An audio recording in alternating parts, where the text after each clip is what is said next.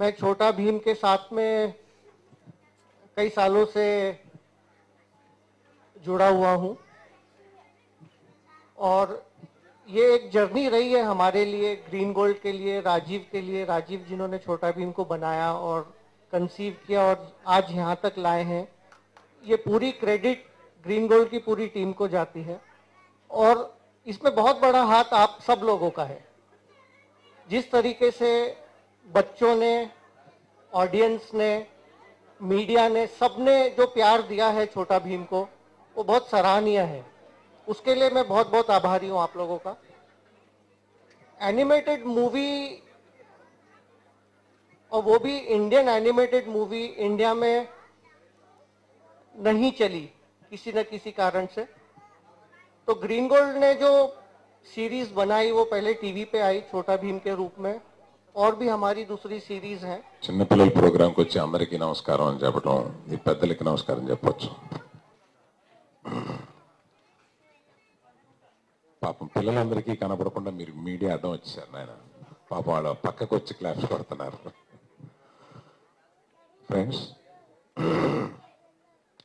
నేను late 80s లో ఒకసారి అమెరికా వెళ్ళాను. అమెరికా వెళ్ళినప్పుడు మామూలు న్యాచురల్గా మనం డిస్నీ ల్యాండ్కి వెళ్తాం కదా. ఆ డిస్నీ ల్యాండ్కి వెళ్ళినప్పుడు ఒక సంభ్రమాశ్చర్యాలతోటి ఒక 3 hours అలా ఉండిపోయా.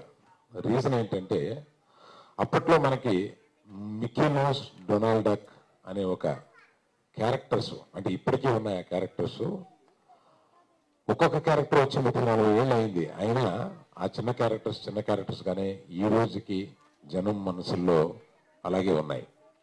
అది చూసినప్పుడు ఇటువంటి క్యారెక్టర్స్ని ఇండియన్ క్యారెక్టర్స్ గాను, ఇండియన్ మైథాలజీలోంచో, ఇండియన్ బ్యాక్గ్రౌండ్లోంచో తీసుకునే క్యారెక్టర్స్ మనకి మా తరంలో రావు, ఫ్యూచర్ తరంలో ఎప్పుడో వస్తాయని అనుకున్నాను.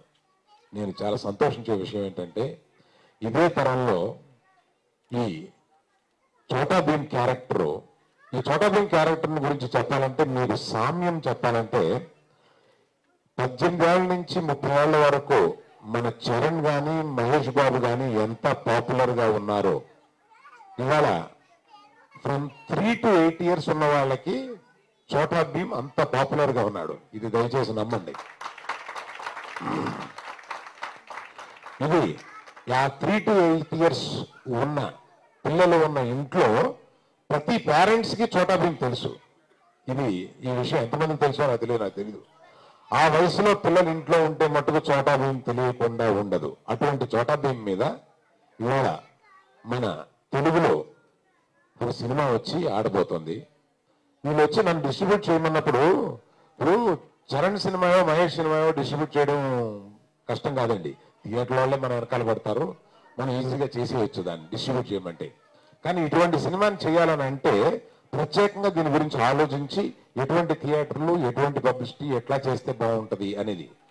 దీన్ని చేస్తే కోట్ల లక్షలు వస్తాయని కాదు, ఇటువంటి ఒక ఎక్స్పెరిమెంట్ తెలుగులో ఎవరో చేస్తున్నారు, ఏదో కొత్తదనం తీసుకొస్తున్నారంటే దాన్ని తప్పకుండా సపోర్ట్ చేసి దాన్ని మనం మన చేతనైనంత సహాయం చేసి దాన్ని జనంలోకి తీసుకెళ్ళడానికి ఎంతవరకు ఉపయోగపడతామని కేవలం ఆ థాట్ మీద ఈ సినిమాని డిస్ట్రిబ్యూట్ చేయడానికి తీసుకుని డిస్ట్రిబ్యూట్ చేస్తున్నానండి.